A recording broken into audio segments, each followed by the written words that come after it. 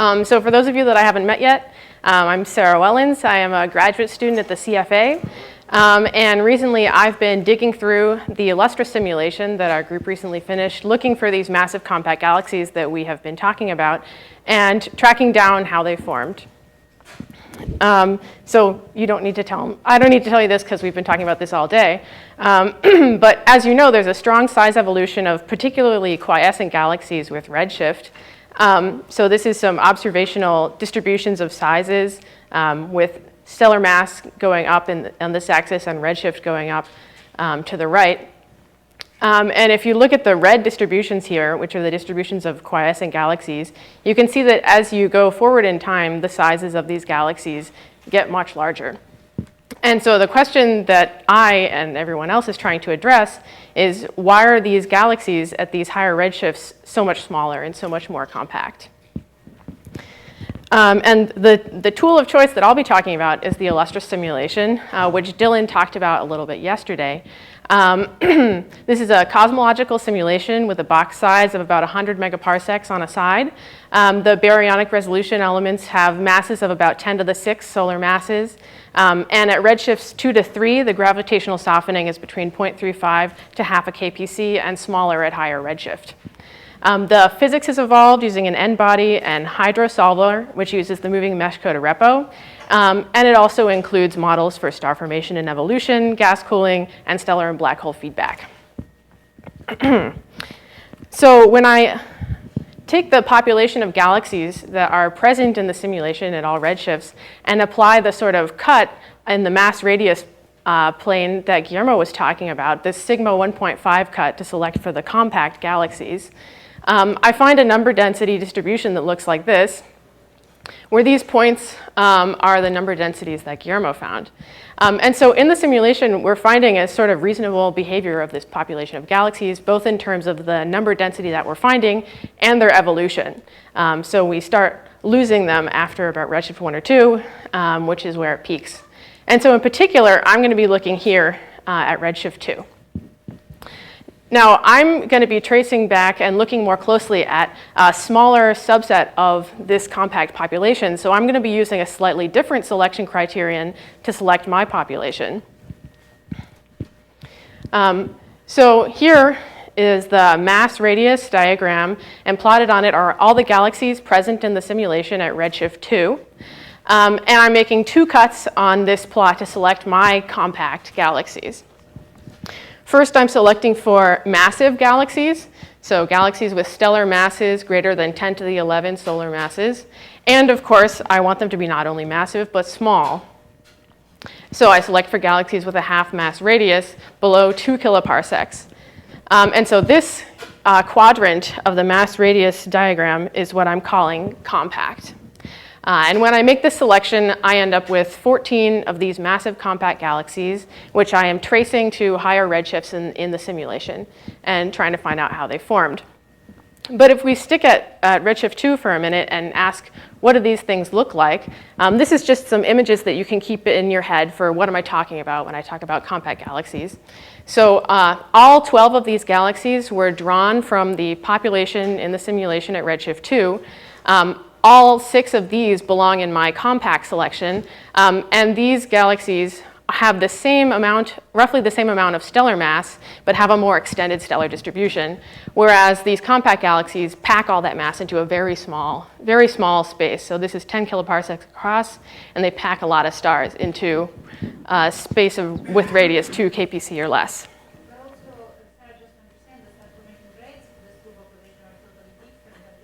I will show you that in just a second. Yeah, it's on the next slide. Here we go. So here, this is the mass radius diagram again, and the colored points are my compact galaxies. And we can ask, how do these things compare to the typical galaxy at that redshift? So if you go down to the lower left here, I'm plotting the stellar mass density in the central kiloparsec, and we should expect, if we're packing a lot of stellar mass into a very small space, that we certainly ought to have very high central densities, and so we do. And then this panel over here is what you're asking about. This is the specific star formation rate. So here's the star formation main sequence.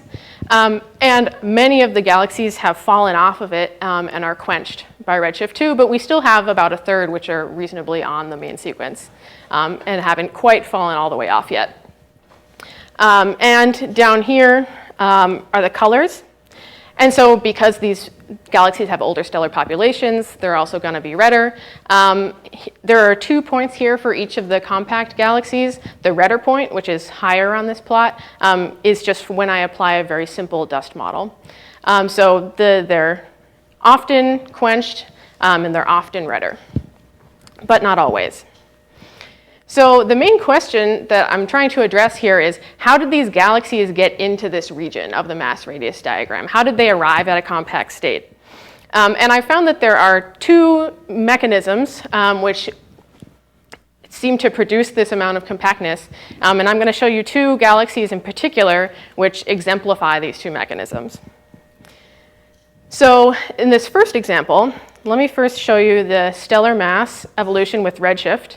So this blue line is this galaxy that we're following, and the black line is the average over all the galaxies which end up in the same mass range at Redshift 2.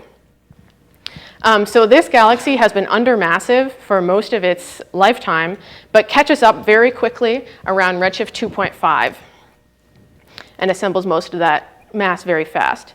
And so you can expect, and in fact you do find, that when you look at the star formation rate, at the same time we see a big peak in the star formation rate, associated with a peak in the black hole accretion rate as well. And this is no coincidence. This galaxy experiences a major merger at the same time. So this major merger has driven this peak in the star formation rate. Now, if we go back and look at the mass density, the stellar mass density in the central kiloparsec, we see that at the same time, the central density is enhanced by almost 2 orders of magnitude. So this tells us that the star formation is centrally concentrated right in the center of the galaxy. And because the central density was driven up so much by this nuclear starburst, the half-mass radius drops pretty spectacularly here, down to below 2 kiloparsecs, where I think it was above 6 prior to this episode. So putting this all together, this tells us this sort of standard story that people talk about a lot for compact galaxies, which is that this galaxy experienced a major gas-rich merger, which drove an intense central starburst, which then drove down the half-mass radius and produced a very compact merger remnant. So that's one example. The second example is very different. So this galaxy, rather than forming all of its stars in a burst at late times, has had sort of a more quiet evolution. This galaxy has been overmassive for most of its lifetime. It assembled it very early, having assembled almost all of its stellar mass by Redshift 4, at which time the star formation is cut off.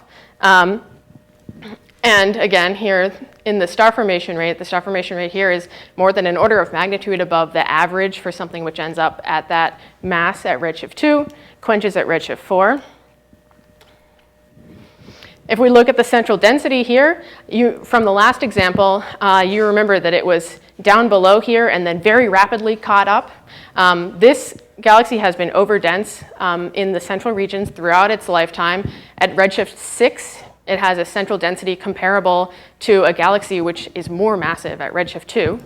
And in addition to having a high central density, it has had a very low half-mass radius from the time that it was formed to Redshift 2.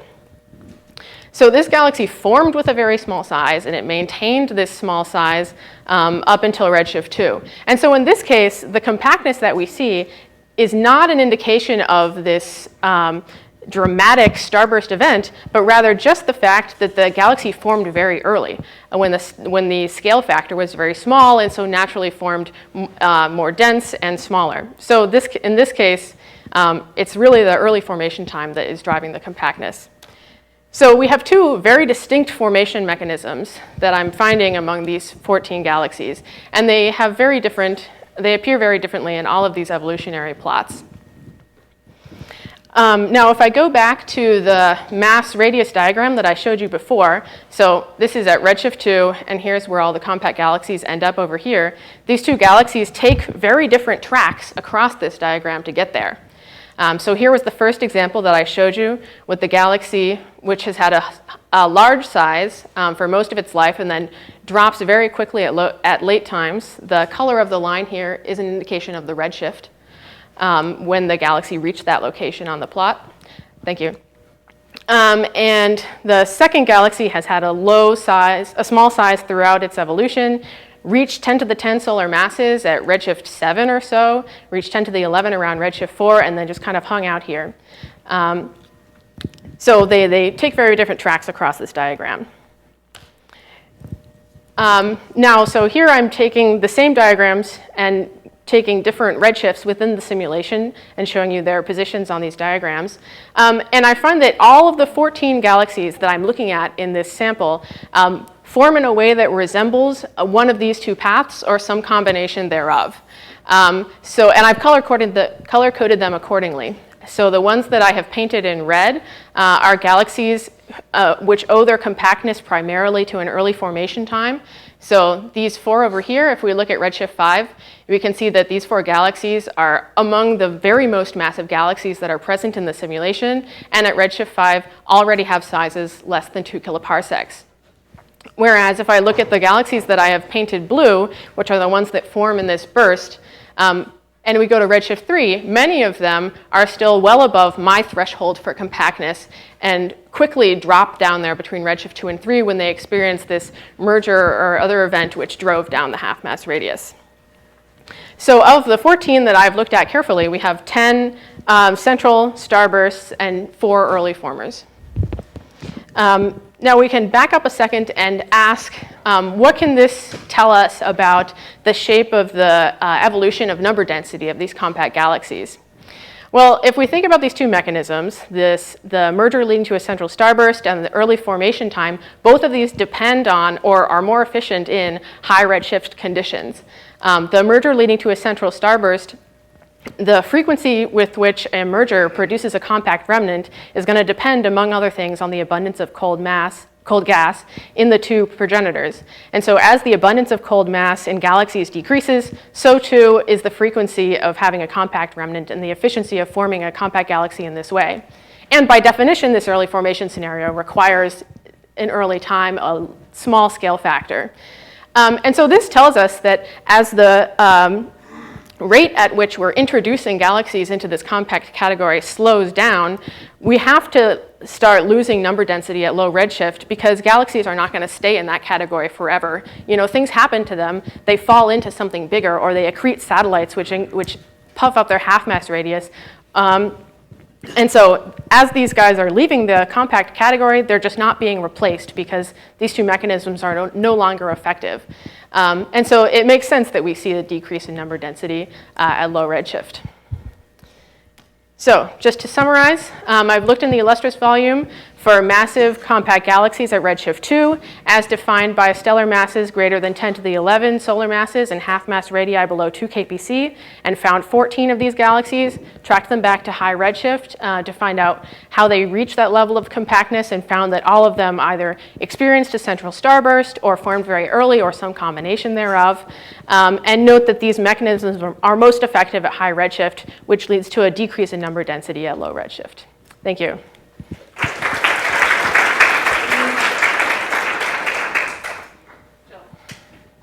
So I'm going to ask you the question I asked you a couple days ago. Yes. As you've been hearing, a large fraction of star-forming galaxies at redshifts of 2 and 3, and even down to redshift 1, are very clumpy. Right. And you think, at least based on high redshift simulations, that the clumps have a lot to do with the morphological sure. and Yes. transformations. So you have simulations with resolutions of 1/3 to 1/2 of a kiloparsec. Mm-hmm. And of course, that's the resolution element. And you can't really trust things that are less than 2 or 3 resolution elements. So, and these clumps are only about a kiloparsec at most. Sure. So my guess is that you're going to have a hard time seeing the clumps. But the big question is, are you seeing any of this clumpy phenomena? And if not, can we really trust the evolutionary mechanisms that you're describing if the clumps are important. Right. Well, one thing that I have actually been confused about this morning is what exactly makes a clump. Certainly, if you look at the disks, the gas in these disks at high redshift, they're just a mass. They're certainly not beautiful and smooth, and you do have places where there are much higher star formation rates, and you do have little things coming in all the time. So I don't really know, like, specifically how to answer that question. But I do think that sort of what Avishai has been saying, the fact that the mergers and the disk instabilities can't necessarily be separated is important here, because many of the mergers which trigger these shrinkages are not major. They're 4-to-1 or 5-to-1 mergers, which maybe trigger this instability, if you want to call it that. And there's one of these 10 which actually doesn't have an obvious triggering merger and just kind of so I think, yeah, if anything, if we had a better resolution, perhaps we would see more of this. But I do think that it's present to some extent. Yeah. Okay. So, Sarah, as we discussed coffee yesterday, this issue of whether the number densities of the compact object is or not is quite debated. And there is one clarification I would like to make on the last plot that you were showing from the work of Arjen. So actually, Arjen came to visit us at the beginning of July, and we tried to discuss where the differences in the analysis were coming from. In particular, for example, I'm referring to the paper I published last year on this issue, where in Cosmos we see that, admittedly not redshift from redshift 2, but from redshift 1 onward down to today, there is no decrease in the number densities of objects which are sizes smaller than 2 kiloparsecs. So in trying to understand the discrepancies, for example, one thing that emerged very clearly is that the major drop in these plots is not due to size differences, but it's due to mass differences. Using Arjen's data, just the same data in Arjen's calculations, if you use in that plot masses which do not include return to the ISM, but are calculated as integrals of the star formation rates, immediately the decrease that you see towards lower redshift decreases dramatically. The other thing that we agreed actually with Arjen about that plot is the fact that if you go to the samples in candles, below redshift, as I recall, 0.75, there is only a handful of objects, and there isn't a single object with quenched half-life radius smaller than 1.8 kiloparsecs and a star forming smaller than 6 kiloparsecs. So we agreed with Arjen that there is an issue of volume in this analysis. So as we are trying all the different groups to put together our wits and try to resolve the differences, I think it's terribly important that at this point in time we precise that it's not said at all that below redshift 1 there is a decrease in number density. And now, actually, when we do have the samples and the numbers to make this statement, we don't find such a decrease. So what are you calling compact in this case? Okay. So wait, are you saying that the mass of galaxies, the distribution of masses of galaxies which are less than 2 kiloparsecs changes with redshift, but the overall number does not? That's what you're saying? Is that the addition that we know exists of the huge numbers at constant mass of quenched galaxies to today is a 10 mass scale above 10 to the 5 solar masses, so the mass scales we're looking here, is driven by the addition of large galaxies, not by the disappearance of compact galaxies. Now, what drives that appearance of large galaxies is what actually is being debated at this point. Wait, appearance of large galaxies, where are they appearing? As compact galaxies or just in general? In general, okay. We have, of course, an increase by several factors of the quenched galaxy population, and where the most effect is at the large sizes, we get more and more large quenched galaxies rather than compact galaxies, but the number densities below 2 kiloparsecs, certainly from redshift 1, stays constant. So with all this sort of comments made into that I think is important to keep in mind in sharing our interpretation of what's going on, I actually have a question about your. I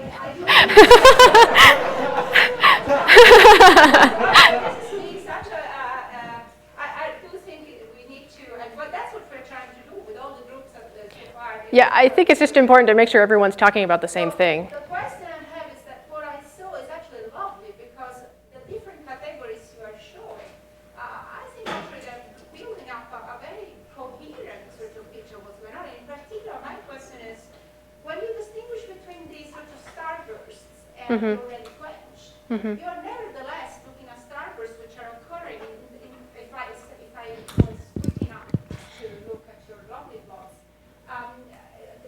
Happen on substantially before the object is quenched. Again, a point that was raised before, because if they happen on Redshift 3, we're talking about a universe which is so young. So Hang on. So are you saying, if I'm understanding you correctly, that this one, which has had a low radius, is because it had a starburst at high redshift? no, I'm asking to you whether you can really make a dichotomic statements about your galaxy population, and whether instead we're not seeing a coherent picture. This is a question in which we can quench galaxies as we go on with cosmic time. Makes sense that we can quench them bigger and bigger as we come to lower redshifts. And at the same time, the compactification that Alicia has been talking about, etc., takes place because that's a wonderful way in which we channel the material in the center and we create the stellar densities that we need, that evolve with cosmic time, but that nevertheless, we need this phenomenon. So I have a question whether you agree with what I'm saying. See what I'm saying here. There were too many things that you said. But they are just the same picture in which, compactification or channeling huge amounts of gases in the center is something that happens certainly in the very early universe. Yeah. And we need it to form the high stellar density, but it is not different than what you see in the compact version, because the compact version that you see. Well, certainly in all cases, you need to channel a lot of gas into the centers of galaxies. But the way you do that is different, I think. Or Yeah. you are seeing already, essentially you're not seeing Redshift 7 for what you see already pretty much quenched at Redshift 5, but that you can imagine that if you were able to follow it up in Redshift, you would just be seeing a sequence of objects which, quench more and more compact. As time comes down to the lower Redshift, you are able to more and more see the process that leads to this very dense object. So Sure. I don't see a necessity for two channels, and I also want to correct the fact that. Yeah, well, so I don't think it's two distinct channels. One does this and one does that. I think these are both ways that can produce compactness, and galaxies may experience either or both and some combination thereof. So I don't think that it's two distinct categories. These are just two sort of extreme examples of sort of the tail ends of these. Yeah. I think what we should do is open up the discussion to all of our speakers from the morning session. So if you have a question about anything you want to raise a discussion point, let's do that now. Sandy. I just want to add a point that clarifies a little bit the discussion we were having after the last speaker, when it wasn't so clear whether or not the radii were changing. So on the one hand, we were having a discussion about radii and simulations, and I can't speak about those, but we have mentioned radii in real galaxies, and it's very obvious that the galaxies that we are calling compact have smaller radii than the average galaxy of that mass. And that difference varies as a function of mass. It's only about a factor of 2 for the most massive galaxies, around 10 to the 11. But it's bigger, I would guess 5 or 6. Maybe Guillermo could correct me if that sounds wrong. Down around the least massive, which are around 10 to the 10th. Now, I hasten to say that thus far, these are light radii, not mass radii. But there is a difference. Light one? Hmm? Light? Light radii.